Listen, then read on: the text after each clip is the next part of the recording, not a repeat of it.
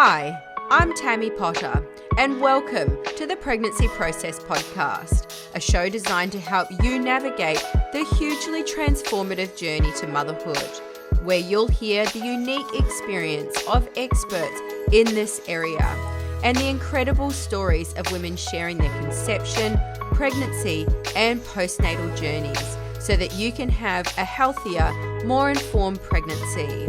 In today's episode, I talk to Eastern Medicine Specialist and father of four, Jeremy Cornish, who surprises me by having his wife and mother of four, Marissa, join us. Together, they break down the challenges and changes that come with pregnancy and parenthood. Marissa shares from her experiences of 4 natural births and provides inspirational advice for expectant and new mothers. Jeremy weaves in his Eastern medicine approach to chronic health conditions and how this translates to pregnancy and the postnatal stage. They delve into topics such as nutrient depletion, sleep deprivation, gut microbiome, and mental well-being. Their insights explore the intersection of Eastern medicine, daily practices, and the emotional journey of becoming a parent. Jeremy, Marissa, thank you so much for your time today. It's fantastic to have you here with us. Yeah, absolutely. Thank you.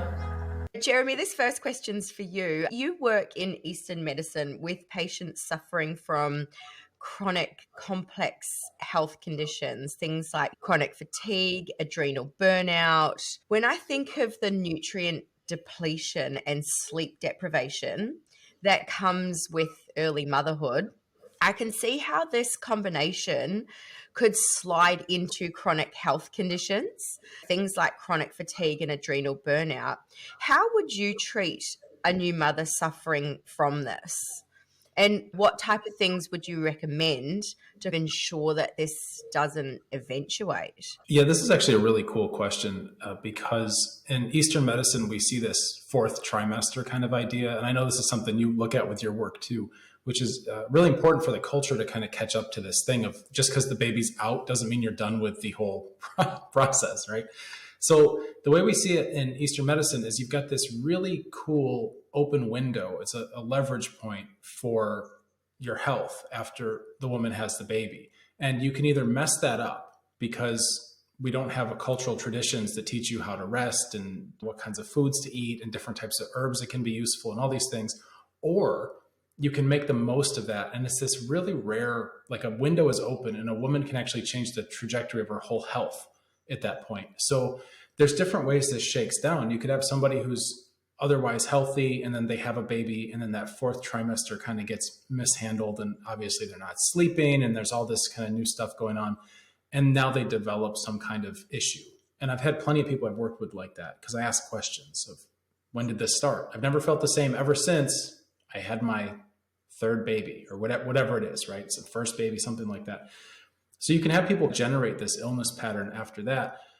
But there's another way this can go too, is you can have people who are run down or struggling with like autoimmune conditions, especially, will actually get better while the woman's pregnant.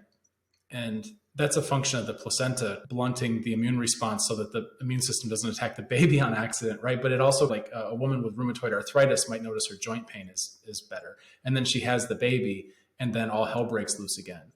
So you've got this opportunity, whether you're starting off healthy or you're starting off with an illness or an inflammatory condition or whatever it is, you got this like fresh start opportunity once you do have the kid, because the body is like super receptive. Kind of has to be. Everything you've done, all your bones and all your energy has already been sucked out of you and gone into this little life form, right? So it's like you have a clean slate, and that can be a really interesting time. So in terms of what to do, there's this whole school of thought. The way, if somebody wants to do more research on this, they should look up Sitting the Month is the English translation. And basically you treat the woman who's just given birth as if it was somebody who had the flu or something like that, where you're giving a lot of warm, nourishing foods. You're trying not to let them get cold, not a lot of exertion, that kind of thing.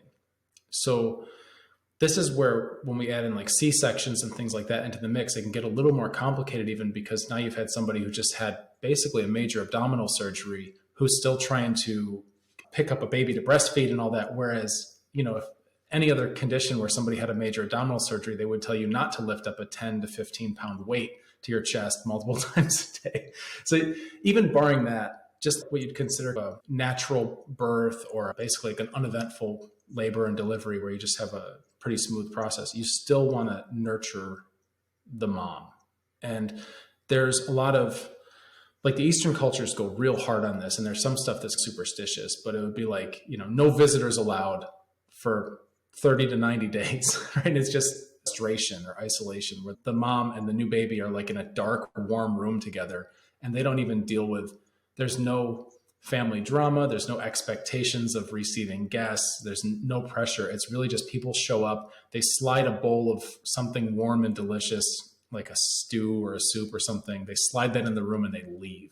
And that's maybe a little exaggerated or impractical for Western culture, but you aim for that and then just walk it back to whatever you can do.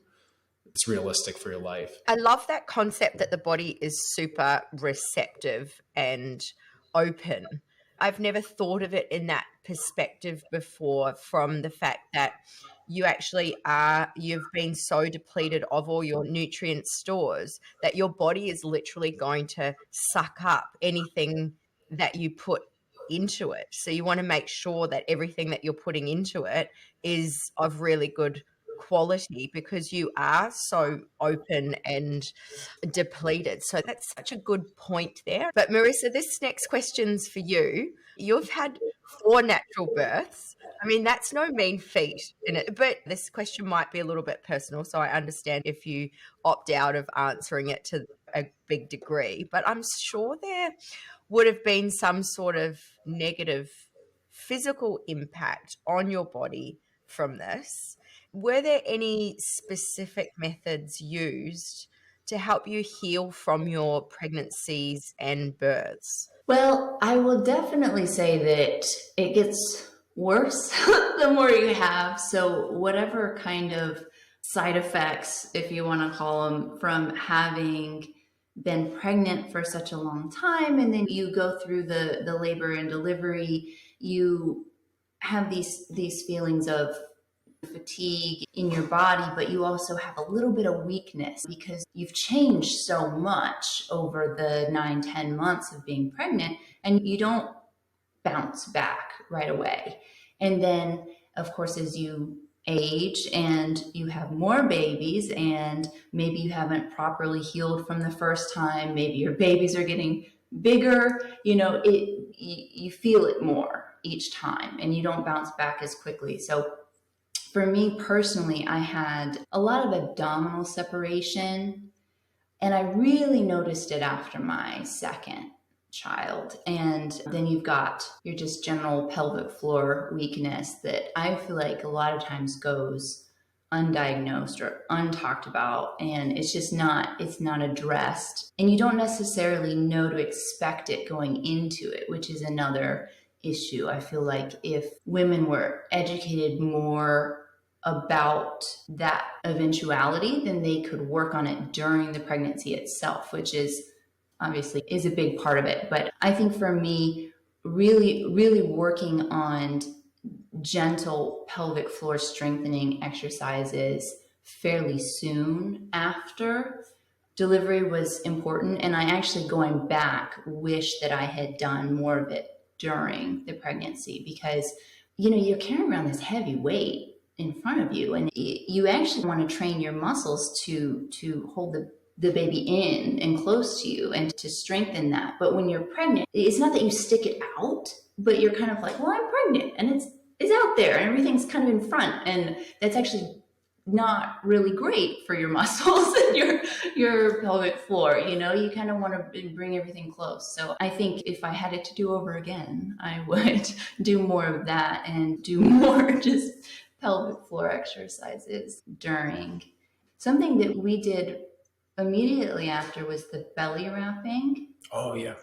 Which was really helpful because, again, you've just, right after you've had the baby, you still have a belly. It's not like you have the baby and you deliver the placenta and you're back to your regular jean size. You've still got stuff going on. And we kind of made the comparison to like after a cat gets spayed and they have the little belly that, swings back and forth. That's kind of what you feel like, even if it doesn't visually look like that. You just feel like you've got some extra stuff and you don't have as much core strength. Everything feels loose. And so we did the belly wrap, where it basically just gives you that extra layer so that it's not all put on your back to do lifting with the baby, or even to stand up straight, which is funny, but your center of balance changes when you're pregnant. And then after you have the baby, you kind of like, whoa, how do I even stand?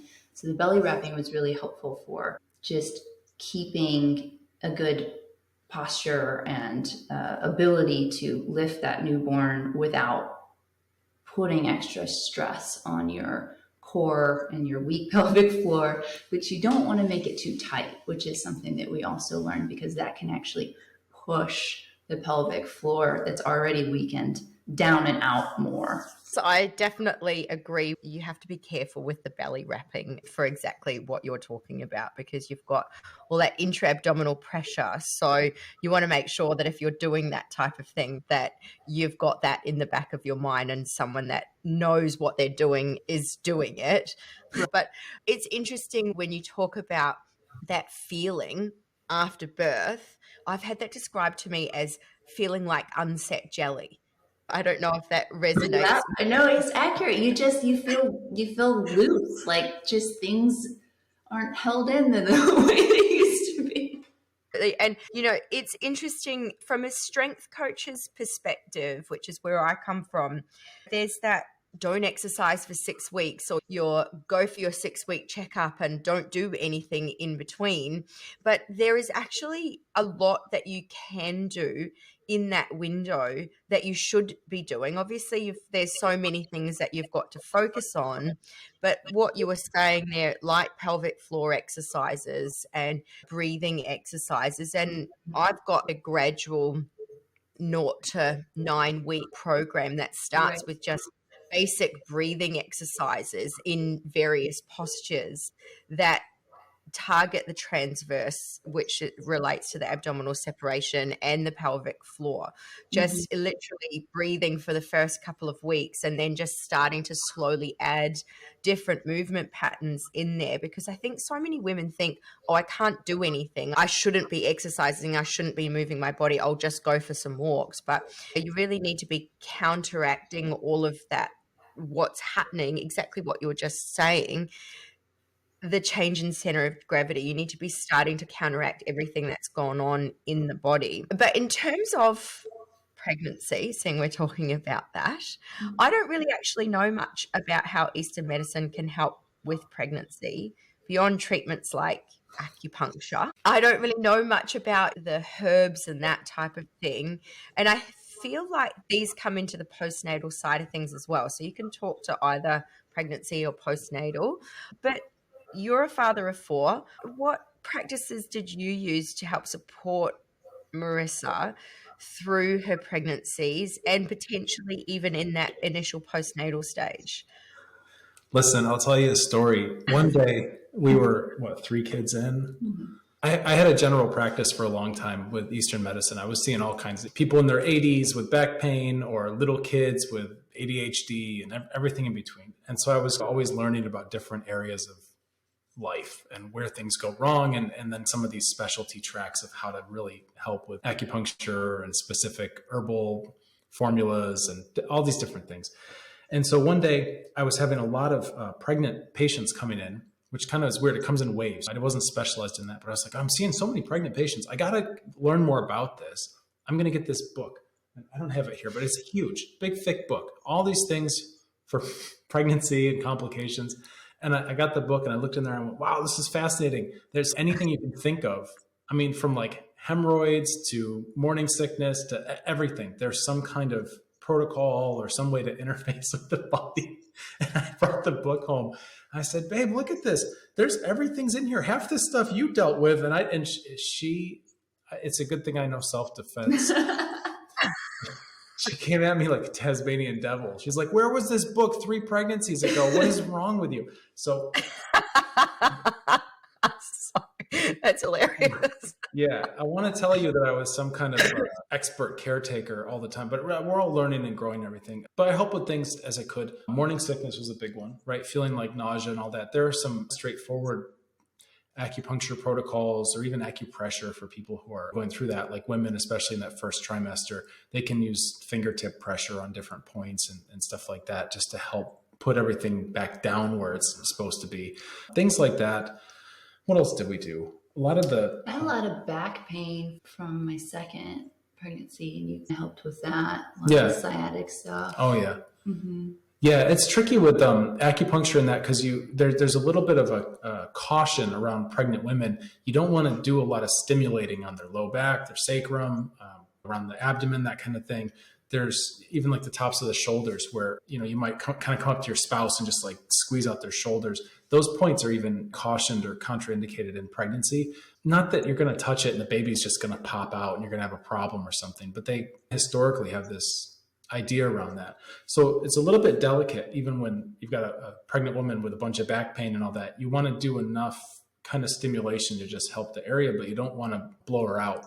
You can overstimulate the area, basically. I have a bit of a question for you, Jeremy, in relation to fertility and declining health and that type of thing, because I read an article recently that referenced a review of global trends in sperm count, which showed that sperm count fell on average by 1.2% per year between 1973 and 2018.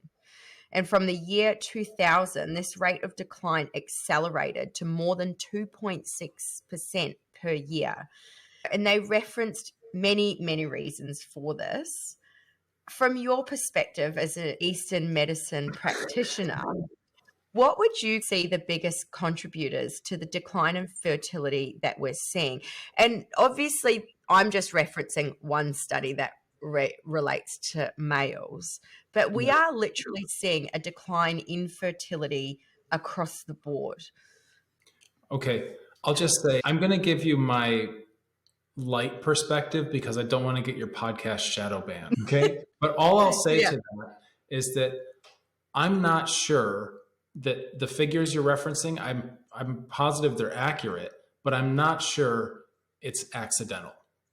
I'll just leave that at that. And then we can look at practical things we can practically look at. How about that? Is that fair? So okay, no, I mean you've said everything that you need to say on that, but let's look at some practical. It's a very interesting concept.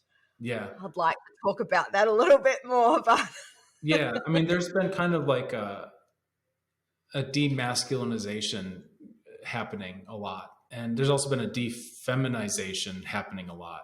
And it's cultural and it's everywhere. And I do think it's a little bit pernicious. And I think that there are some effects of it that we need to look at for our day-to-day lives and for just general health.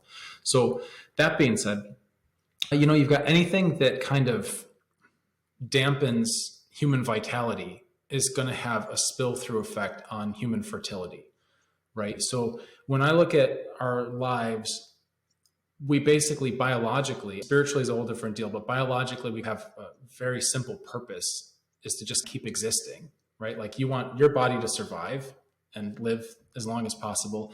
And then the secondary thing is to pass our genes on and just make more of ourselves. So there's this idea that like our DNA is just the driving force and it just wants to keep existing and copy itself. And that's now, it throws its hat in the ring for survival of the fittest, and we see what evolution is going to favor, whatever. It's all like fitness, So if your body is having a hard time keeping itself alive, you've only got so much charge in your battery of vitality. So then looking at, okay, passing these genes on, that's a little bit, not a luxury, right? But it's like, that's extra energy we don't quite yet have. And you see this with females because as soon as that body fat drops down below a certain level, they stop menstruating, they stop ovulating. You get these women, triathlete, marathon women, and they look like fitness wise, they're athletic, they're as fit as they've ever been, but that doesn't always mean as healthy as they've ever been when you zoom out and just look at biological function. So you can see the woman's body will shut down fertility if it doesn't feel like it has enough resources to feed the fetus. And you can look at that even with leptin as a signaling hormone to signal fertility as well. There's different markers of like how much extra juice is available for a baby. And that's easy to see with women because they grow the baby and they have to give from their body to feed it. So you can get your head around that. I think for men, it's the same thing though, because if the man is all inflamed or has a lot of infections, like hidden pathogens in there, or there's microplastics and biofilm networks on top of that, it becomes a very funky environment. And so a lot of times sex drive and sex function will start to shut down. And this is really cool because you can see cases, like there's a case study, one of my teachers in China, who's basically like a wizard. He's really smart, but he had a man come to him with poor morphology, and the sperms were all like two tails, one head kind of thing. Like it wasn't a count issue so much. It's just they were all like misshapen. And instead of giving that guy a bunch of like tonics and things you would think of to boost testosterone, triboulet or ginseng or something like that to build them up, instead he went after the inflammatory pathways and used herbs that helped to get rid of latent pathogens and what we call in Eastern medicines like dampness and phlegm, and basically just like biofilm funky stuff that bacteria do in your body or what your body will surround microplastics with, and cleared that stuff out. And now you've got a guy who can become a father because he's got viable sperm again. So the balance there, I know it's a little bit beyond what you're asking, but like the balance there is to go, okay, my body either needs to have something in there that doesn't belong cleared out, or there's something I'm lacking that I need to put in. And that's the binary lens starting point. And I'd say for a lot of the male issues, it actually has to do with stuff that shouldn't be in us that now is. And so there was this whole thing about like xenoestrogens, sex and the effects they have, things like soy, right? They can drop testosterone, lavender, like stuff like lavender's not so prevalent, but like soy definitely is. And you get this stuff where it's in all the foods, there's some kind of soybean oil or whatever else. And a lot of men, especially if they think they're going to like, this is the irony of it, because you want to get, I'm going to get strong and I need more protein, so I'm going to supplement with these soy products. This was like 10 years ago. This started to become a big thing, all these soy proteins. And you're really just kneecapping your testes when you do it because it's estrogenic. So there's a lot of stuff out there that you just have to stop putting into your system so that it can re-regulate. And oftentimes that could be enough, is to just get the junk out of there and let the internal nature of the body take its course. And then if that's not the case, then you can look at things to boost it up, like deer antler and horny goat weed and these kind of famous herbs that are for vigor and vitality. But for the most part, you got to clean the house first. Talking about that cleaning out, what would be your main factors that you'd look at changing when working with someone to help increase their conception chances? Yeah, well, in terms of inputs, I mean, this is not sexy advice. This is really boring stuff, but it's like eat real food. If you don't know what it is, you can't pronounce it, it came in a package, like just don't eat it. Some people do really well with, oh, I'm going to become a vegan, or no, I'm going totally paleo, or whatever it is, these kind of radical diets. What those diets have in common is, whether it's eating meat, not meat, whatever it is that they start paying attention, they stop eating garbage in boxes. That's probably 80 to 90% of the benefits of any of these diets, is that they just stopped eating trash. So this isn't easy, right? You got to be vigilant, because our society is full of conveniences that have short-term, hey, it's easy, it's convenient, but long-term, it's like you're degrading your vitality and you don't even know it until it's been 20 years or 30 years or something like that. So it's one of those things where it's like, you can feel isolated when you start thinking this way, because now you eat differently than other people and you're like picky or whatever, but you got to get over all that stuff and just stop putting more trash in your house.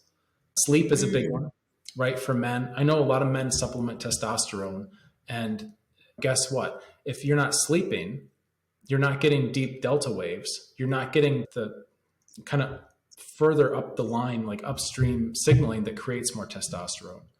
Another one's statin drugs. Obviously, I'm not giving medical advice here, but you need cholesterol to make your sex hormones. So if you're taking statin drugs that strip the fatty building blocks out of your body, you can't make it. So this is one of these things where it's this chain reaction of like, oh yeah, I'm worried about my cholesterol. I go on these statins. 5 years later, now you're on testosterone shots because you don't have that. And it's like, this could have all been prevented in the first place for the most part, because people are trying to optimize a number on a lab report instead of looking at the whole picture of their body. Another one's stress, right? You've got pregnenolone, right? The like master sex hormone. You've only got so much of that every day. The more stress you have, the more that gets pushed off and turned into cortisol so that you can be pissed off and angry all the time, and the less you have to make testosterone with. So these things are like inputs in the body. Like, don't eat trash, get some sleep, try to figure out your emotional life and not get so worked up about every single thing. And then the last one is probably going to be like movement. Doing exercise and things like that tends to help increase testosterone, especially weight bearing, something to get you strong. I know it's not, I don't have the magic bullet here, but it's just boring advice, but you just got to do it. And then you can get back to how your body's supposed to work. Well, I think people look for magic bullets, but the reality is that the answer is pretty simple. Sleep right, move your body, and eat well, and manage your stress. But it's actually in the doing of those things and creating those practices in this modern world that people genuinely struggle with, I find, because our society isn't really set up for all that type of thing. But no, we're busy worrying about money. So here's one people can do is have sex, have a lot of sex. This is the thing with a lot of times, this is a crazy thing, but couples looking to conceive, and then they get on the ovulation timer and it's like, okay, well, today's the day for intercourse. Today is the day. And it's not fun anymore. It's not spontaneous. Like, it happens once a month because it's clinically this functional thing. But if you're in a relationship like that and you're having more sex, your body's going to respond to that kind of stimulus and go, hey, it looks like we're a sex machine here. We better step up the production, right? Let's go. That's advice I think people can get behind. Maybe you don't want to eat well, but you could still be having sex. Well, when you think about it, like, you're hitting two things at once there. You're getting exercise and you're reducing your amount of stress. Yeah. And you probably sleep like a baby after. So. Well, there you go. And it's hungry. But when it comes to stress and sleep, and we're talking about all of this now, pregnancy is a time of immense change, and it's literally to every aspect of life. And of course, these changes can cause stress levels to rise, and that's on top of pregnancy symptoms keeping you awake at night, plus obviously all the impending changes. What practices or things would you recommend to help with that? And I don't know, Marissa, maybe you want to answer this question, seeing you've been through this immense change 4 times. What type of things did you do to help manage your stress? I don't know why Jeremy's laughing but to manage your stress and your sleep during that time. So during pregnancy, the sleep thing was so interesting because you're kind of tired all the time. And I found myself to be almost narcoleptic, where we would take a short drive and I'm asleep in the passenger seat, just knocked out. Or we'd go over to my in-laws and I'd sit down on the couch and just pass out. And I blame the pregnancy hormones for making me tired, because I'm not really the type to go over to someone's house and then just conk out on their furniture. But I tried to just, in the early days with the first pregnancy, just take naps when you're tired. And it's so interesting with the first pregnancy because you don't have a little person that you're responsible for. So the first time around you go, oh, I'm tired, I'll just take a nap. And then you go and you have that baby, and when you get pregnant the second time, now you've got a toddler and you can't just go to sleep whenever you want. But what I tried to do was follow the practice of sleep when your baby sleeps, and then just carried that through to toddlerhood. So when my toddler would go down for their nap, I would try to take a nap too, because I just knew that I needed more sleep than I was getting. And when babies are little and you're waking up multiple times during the night to feed and change diapers and whatever, I would say to try to minimize the amount of effort you have to go into every time you wake up. When we were inexperienced parents with our first ones, we made it an adventure in the middle of the night when you're tired, but the baby wakes up, and then it's like, okay, I guess we're up. And we'd eat a snack, we'd put on a little show, I'd feed the baby, but I would find myself falling asleep, kind of propped up on the wall and just not comfortable. And it wasn't a good way to handle that stressful time. And now I'm keeping him up too, which is like, why do you both need to be awake to feed the baby? I understand taking turns, taking shifts, but both of us at the same time doesn't really make sense. Yeah. So I just kind of learned through many pregnancies, okay, nap when you can, because it might come to be nighttime and you're not even tired. Sometimes you get the pregnancy brain where you're just running on this hamster wheel, and it can be something that is not even important in the grand scheme of things, and your brain just won't let it go. And it's the silliest thing because you feel out of control. Okay, why can't I stop thinking about this thing and just go to sleep? And I think it's the pregnancy making you that way. It changes your actual personality in small ways. And so we called it, not preg brain, but there was a preg brain. There was definitely preg brain where I would forget. I'd walk into a room and not know why I was in there. But the hamster wheel, it was the loop. You just get stuck on this train of thought, and it can really affect your sleep. So I tried to take naps during the day, knowing that I was going to be up a portion of the night thinking about ridiculous things.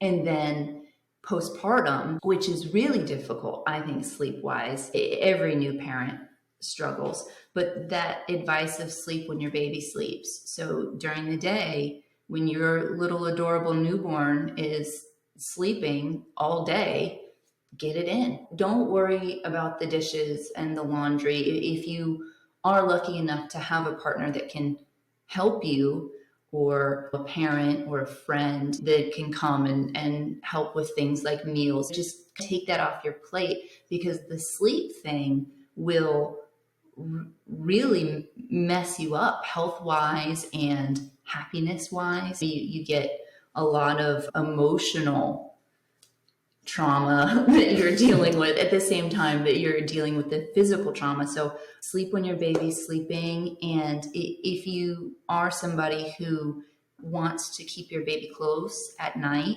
we did co-sleeping for all of our babies. But even if you have a bassinet or a crib, trying to keep the baby in the same room where you can get the baby quickly and easily without having to turn on a lot of lights and walking halfway down your house, so you can feed your baby and change your baby and then just ease yourself back into that night mode, sleep mode. So for me, it was very easy doing the co-sleeping because I could feed the baby and just fall asleep with the baby. The baby would nurse and fall asleep, and I would be asleep while the baby was nursing. And we really appreciated that kind of vibe in terms of keeping everything calm and quiet and dark at nighttime. Can I I'll throw two things. One thing we didn't know back then was just how much of an impact light has on your circadian rhythm. Like, I didn't understand all that stuff. And now I explore these things, and it's a wormhole. It's so amazing. What I would say, given what I know now, if I could go back, we have a little lantern that has a red light setting on it. And I know some people, even in their house, they'll just pick one of their lights. They'll put in a red light bulb instead of a regular one. And that's the one that you use if you have to wake up at night for something. So if you're setting up like, okay, here's where the baby's going to go, and maybe you're co-sleeping or whatever. And I totally agree. Like, having the baby in a crib down the hall, now you're up and walking around. And if your body goes, am I awake? And you're coming out of it so much, it's going to be harder to fall back to sleep. But having a red light would be key if you have to look at anything, because then at least it's not going to beat you up so bad in terms of stimulating everything and getting you thinking it's morning time and you got to wake up and all that. The other is, I think, just the general mindset, which you're really good at. It's not so much like, what technique did you do to stay healthy during a pregnancy? It's just the general mindset of, I want to be doing this. there's a light at the end of the tunnel, or it's worth it in some capacity, just having a glass half full kind of attitude on it. And then getting rid of our kind of the voice in your head that's, oh, if I'm resting, I'm not doing anything. I need to be productive. But actually, like at this phase of life, I mean, always you could make a case for this. Sleep is very productive. There's a lot of stuff happening. But when you're trying to build a new human out of your own body, or you just did, and now you're trying to feed this person out of your body, or whatever it is, like resting actually is extremely productive, even though it doesn't look like anything. So all the guilt, like in our head of like, I should be, becoming a parent means like you have to really relax your expectations on what you think life's supposed to look like or be like. And I think that's one of those narratives that just needs to get dialed down. The sooner the better, because you might push through and have a nice clean house and a newborn at the same time. But again, that window is a special window in time of your body, and you have no idea what kind of damage you're doing for yourself 5-10 years out. So yeah, I think the mindset part's real big. I 100% agree with all of that. I'm going to dial down on something that you said, Marissa, if that's okay. And that's around, you mentioned emotional trauma. So we're dealing with physical trauma and emotional trauma. Can you expand on that a little bit for me? Like what were you talking about there? Right. Well, obviously it's going to be different for every woman, but just the process of growing a person inside of your body, your hormones are going to go crazy. It's worse for some people, maybe not as bad for others. Your hormones are going to go crazy, but even just the act of becoming a parent is going to change you in some way. Whether that is you have to give up your job, or you're taking a little break from your job, or you're changing your idea of what your job's even going to be. Your day-to-day is going to look completely different. You can't just wake up and say, oh, I'm going to go out for the day and have brunch with my friends. Now you've got this little person who's become your whole deal, and you've got to get the little person dressed, and you have to make sure the little person is warm enough and the little person has food, and it just switches your mindset. And that can take some getting used to. And I don't mean it in a negative way. It's not so much that you're negatively impacted. It's just the fact that you're going through a change, and change in any capacity when it's at that level, it's traumatic. There's the you before baby and there's the you after baby. And one's not better than the other, but it's an adjustment. And your priorities change, and your habits change, and your desires change, and you physically change, and now you're not sleeping, and even eating. You're trying to figure out, oh, what's going to be good for me to eat, but also okay for the baby to eat through me. And maybe you really liked spicy food, but the spicy food through the breast milk is bothering the baby's tummy and affecting their bowel movement. So now you're not eating what you want to eat. You're eating what's good for the baby to receive. And it's just another one of many changes. And it can be a lot to deal with, especially with the hormones. It's these little tiny things add up, and all of a sudden you're postpartum and you're crying because you really want to eat a curry and you can't. And it's silly and it's ridiculous, but it's the emotions of all the changes going on in your life, and everything is happening, and not being able to have good sleep on top of that is just going to exacerbate whatever emotion you're feeling. If you're tired, you're most likely going to be cranky, and whether that comes out with you having an emotional breakdown, or you're going to take it out on your partner, or whatever it is. And it's normal. It's normal, and every woman goes through it. And some women get postpartum depression, which several of my friends got, and I was fortunate enough not to really have it, but I still felt their pain when they're going through it and they're talking about it. You can see how easily that could happen, and how just terrible it is for the mom and for the partner and for the new baby. And it's just an emotional time. It's an emotional time for kind of all parties involved. And it's also a beautiful time. And you just have to accept that the change is gonna come, and the emotions are gonna come, and there's nothing wrong with it, and there's nothing wrong with you. And honestly, it's all temporary. The newborn stage and the not being able to sleep or the wild mood swings from your emotions, it's all temporary, and it fades away as you enter into parenthood and as your baby grows and as you get your routines down. But it's definitely an emotional change. Yeah. Don't make any big life decisions right after you had a baby. Just sit on it for a little bit. Yeah. Can I just ask, what kind of advice would you give to people who put their head in the sand about this? Because it happens, right? People kind of go into a bit of a denial, like, I'm not going to change. This isn't going to change.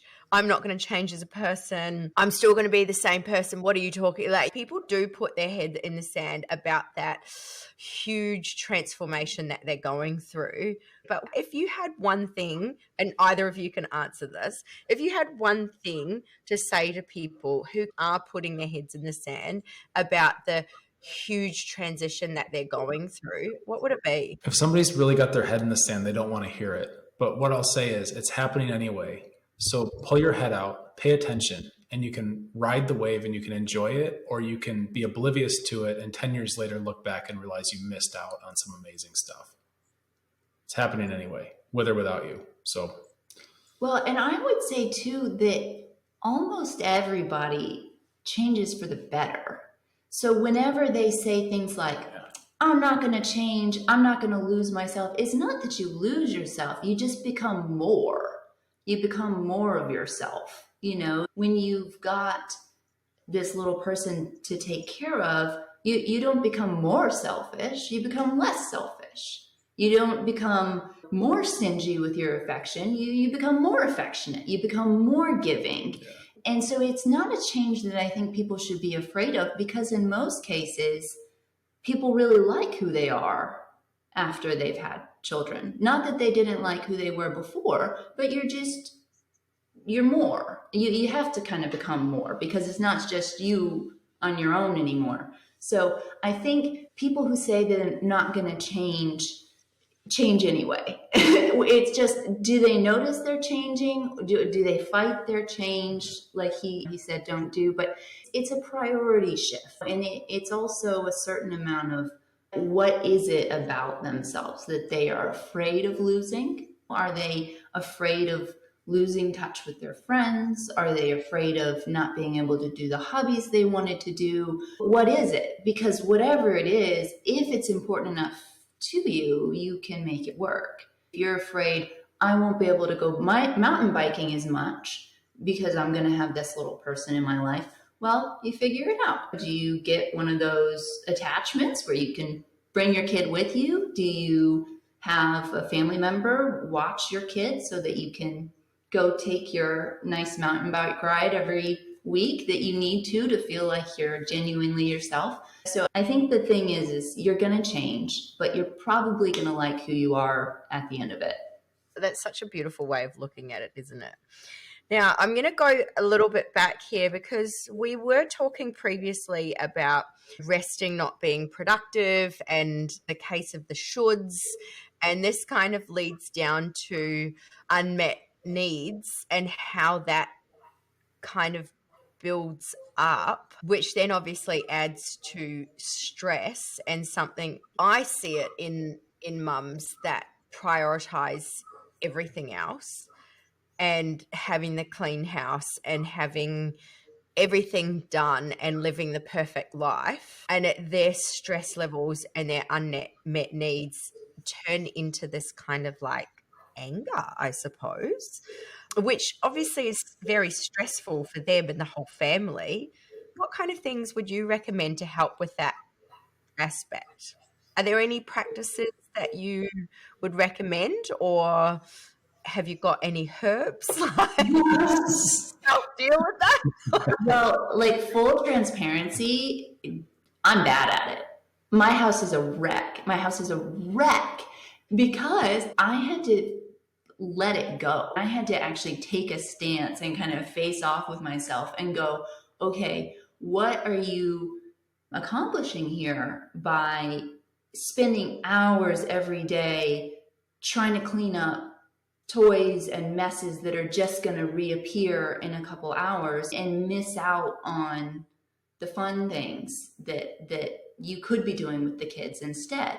Or why are you making it such a big deal that they have to put their toys back on this shelf because that's the most aesthetically pleasing place for those toys to go? And I honestly had a hard time with it because I had this kind of image of what my house should look like. And what are people going to think of me if my house doesn't look this way? And honestly, I still do it. If my in-laws are coming over, I clean like a mad woman for 2 days right before. I love that. It's not one day. It's not even for a couple of hours. And the kids know it. You know, they know somebody's coming over for Halloween. Oh, we're going to carve pumpkins. That means we got to clean up our toys and our laundry and whatever. But you have to let some of it go if it is affecting your happiness level or if it is causing anger, like you were saying, because it does, and it builds up and it gets to you and you're stressed and you don't know why you're stressed. And now you're yelling at your kids and you never thought you'd be the person that would yell at your kids. And it's about something silly that you don't even really care about at the end of the day. What's it matter if their shoes are by the door or if their shoes are in the hallway and you trip over them? What's it really matter? You trip a little, and you just have to you have to ask yourself, what's the important thing at the end of the day? And I'm not saying like, oh, just become a slob and blame it on your kids.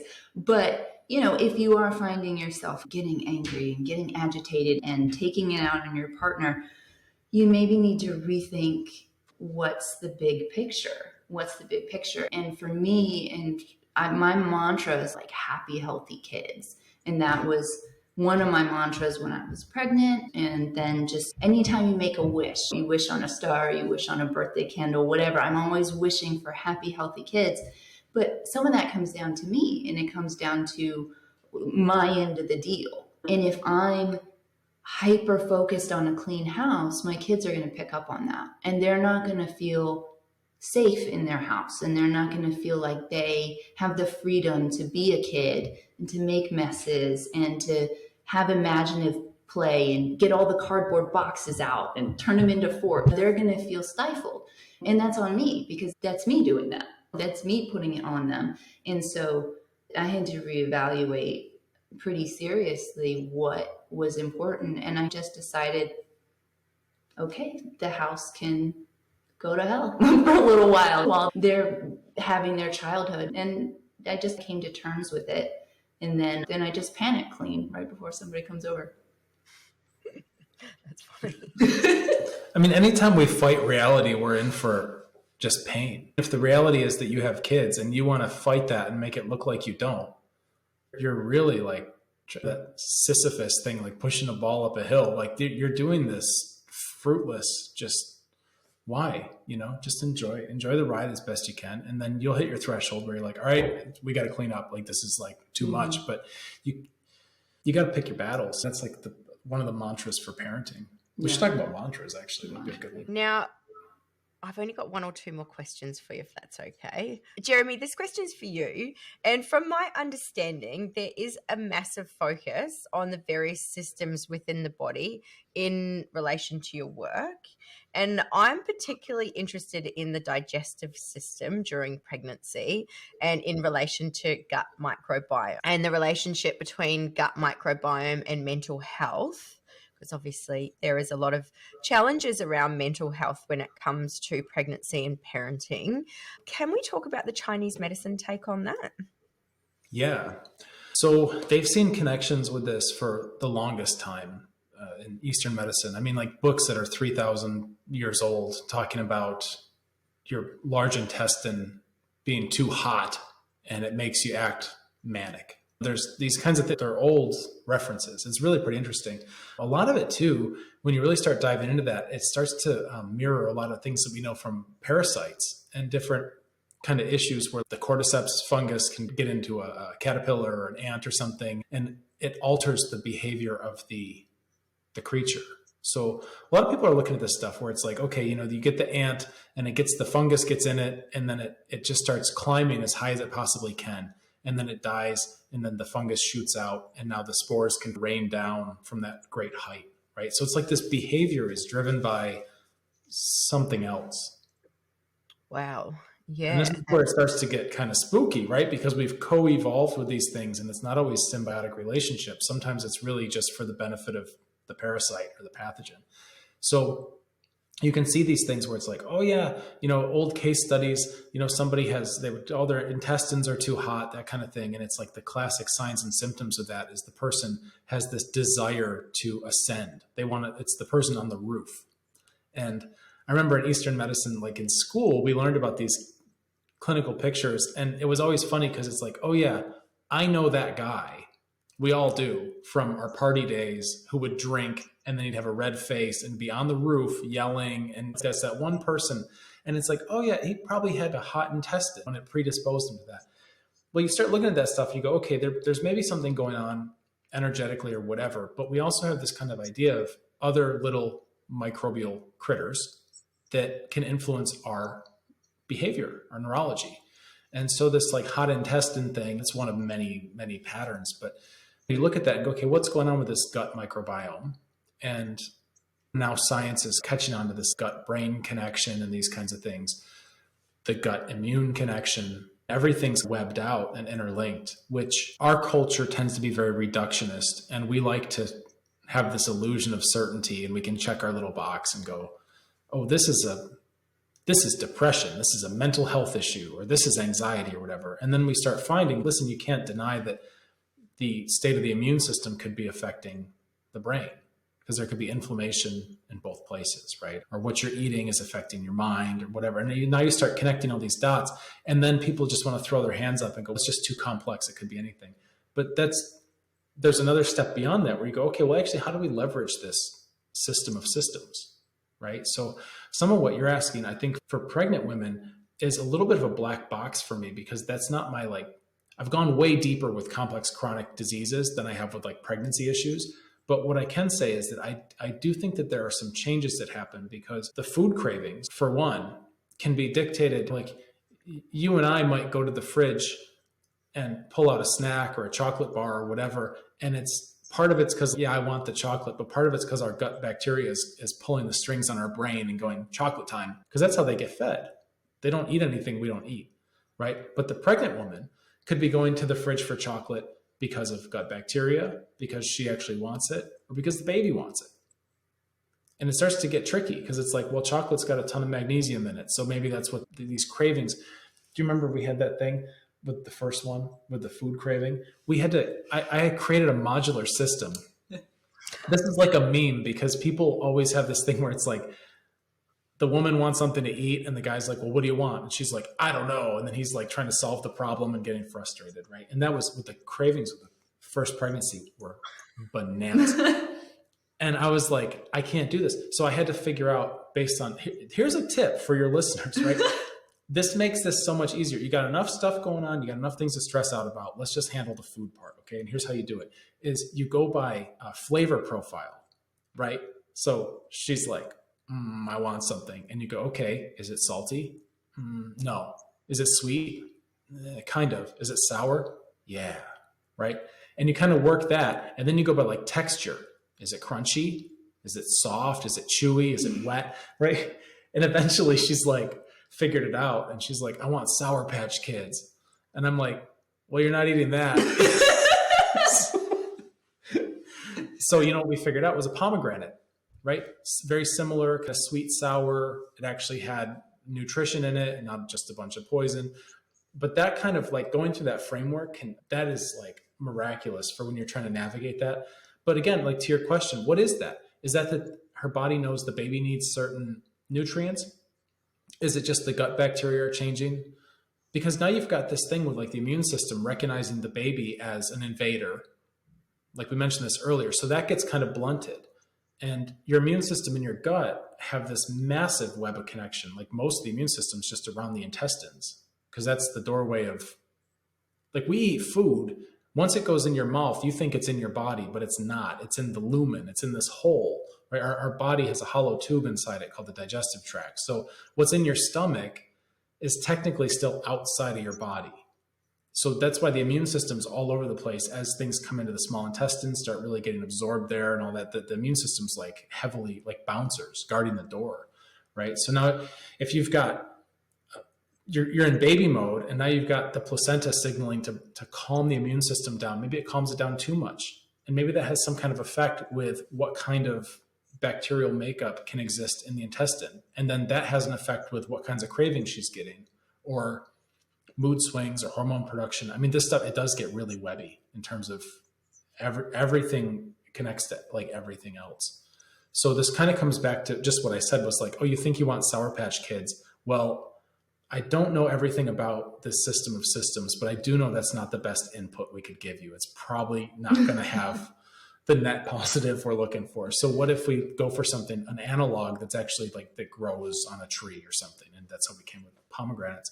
But that kind of thinking, it's not perfect and like reductionist check the box, but it gets the broad strokes across so that you're still like eating real food and nourishing some kind of gut microbiome that is based on real food. Right. And I guess that would probably not feed the more negative gut microbiomes in there. Would that be correct? If you're giving it more whole foods, nutritious, nutrient-dense foods that are more natural, Yeah. that would then not be feeding the more, I guess, unnatural gut microbiomes that are causing those kind of cravings in the first place. I think that's a fair generalization. I mean, just look at the fiber. When you chew up a pomegranate seed and eat that, you've got all this fiber going in. But if you were to just gom down a bunch of Sour Patch Kids, you don't get the same thing, right? So the fiber is going to help all the kind of like beneficial bacteria. They can use that as a prebiotic. And then you've also got the blood sugar spike. So if you're having pomegranates and you're eating them, that slows down the blood sugar spike because you've got the fiber mixed in. But if you're just having Sour Patch Kids, you get these blood sugar spikes. And we know that affects mood, right? What the blood sugar is doing. So you've got the gut-brain connection. It doesn't have to be this like esoteric wild thing, because a lot of these connections are pretty well mapped out. You know, you don't want to have the hangry, the spike and crash, and now you're hangry, or like we started saying anxious, where you're hungry and anxious at the same time. And it's like, oh my God, I'm freaking out. Or do you need a snack? There's so many moving parts. So just don't put garbage in is, I think, the general heuristic. And a lot of the bacteria and all that will kind of, I think, sort themselves out, because you're not feeding the baddies so much, basically. Now, before we wrap up, I've got maybe 2 more questions for you. One of them is around how physically demanding the whole pregnancy, birth, motherhood is, like physically, mentally, emotionally. And how would you recommend someone become more physically resilient through these times? They should talk to you and extract everything you know, because you're the expert on physical fitness during pregnancy. Yeah, good answer. I agree with that. I really do. Just one last thing, and that would be, and this, I'd like you both to answer this question separately, if that's okay. And that would be, what's the one thing you wish all women knew before having a baby? Marissa? All right. So I think the most important thing, I'm going to go at it with before you go into labor. Like, what's the one thing that every woman should know about going into labor? And I'm going to say that you can do it. Every person that is on the planet today came from a woman who did it, and you can do it. And in, I think, Western culture, you've got a lot of Hollywood influence on what labor and delivery look like. And it's scary in the movies. The woman's screaming and there's doctors rushing her around and there's so much going on. And she's in terrible pain, and they're offering her all these drugs to get her away from this pain. And I think the reality of it does not have to look like that. And if you go into labor and delivery scared, oh, I'm scared. I'm scared it's going to hurt. I'm scared I won't be able to do it. It's going to be harder. It's going to be harder for you. But guess what? You can still do it. You're still going to do it. And That's one of the things. You become pregnant, the baby's inside of you, it's got to come out. It can't stay in there. It's going to come out. And how the baby comes out is going to have a little bit to do with your mentality. Do you want to escape this horrible, scary pain as soon as possible and get drugged up and cut open? Like, is that your plan? Which is, if it is, guess what? You still get a baby out of it. You're still fine.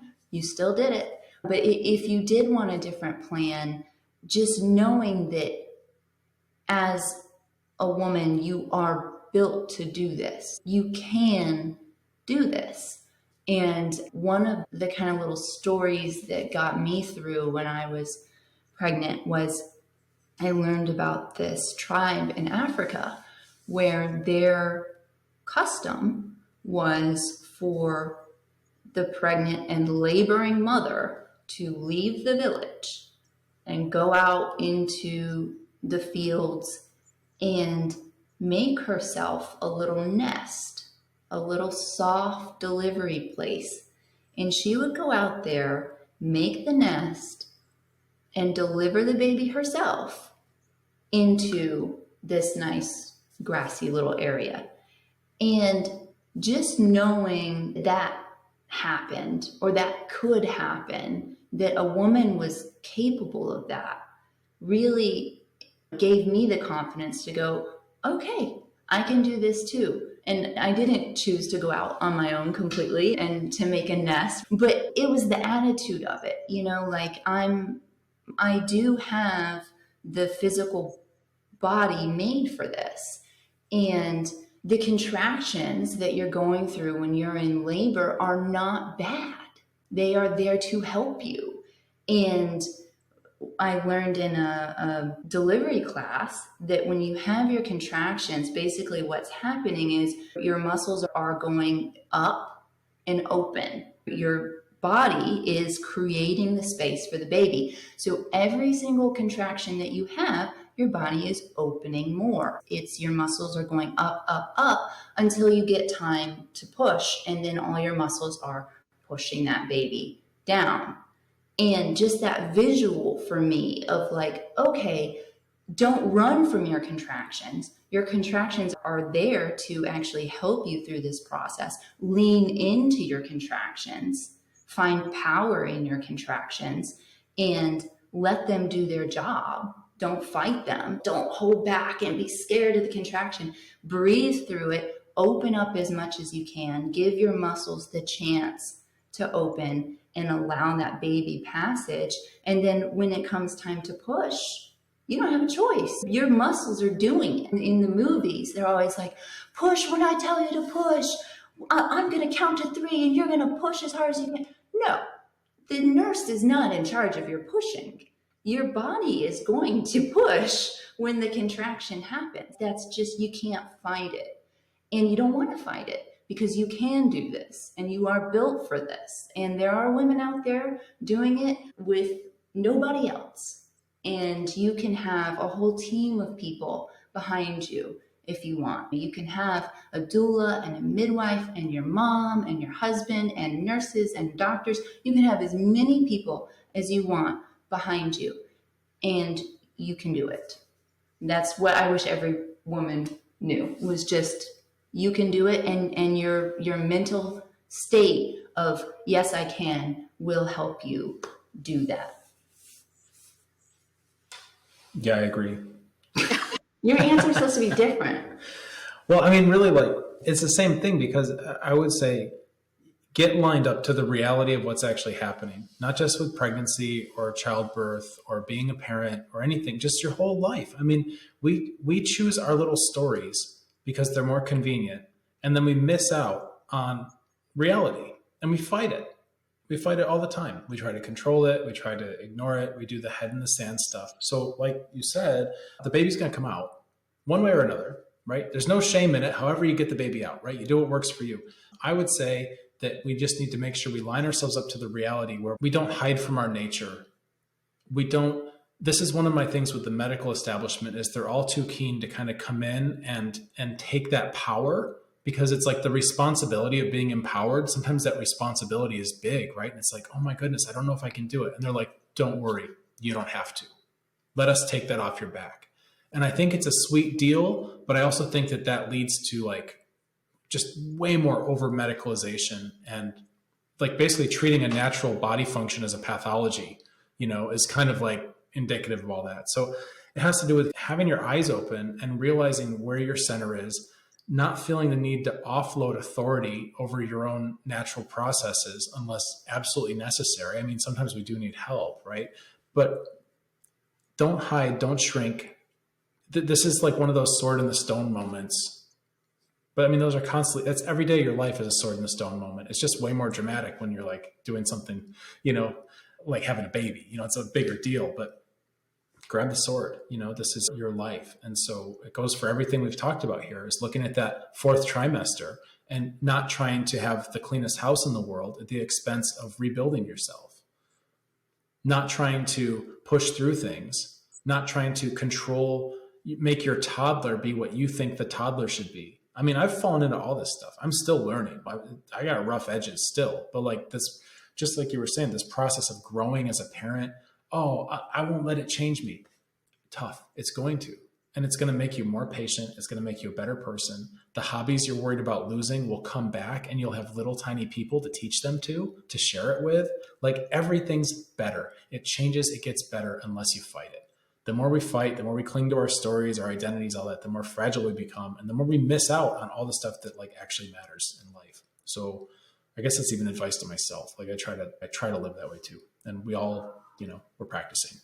That is amazing. That whole concept of when it comes to birth, I don't know if I can do it, that the medical teams coming in being like, don't worry, we can help you. It just gave me such a good visual, because it's so true. And I really like that concept. So thank you so much both for your time today. It's been such a treat talking to you, and you've brought different perspectives to it. And I think this recording is so beneficial for so many people listening to it. Well, thanks so much for having us on. It was really fun talking to you. Yeah, thank you. If you're hearing this message, I want to say a huge thank you, because it means that you've listened to this entire episode.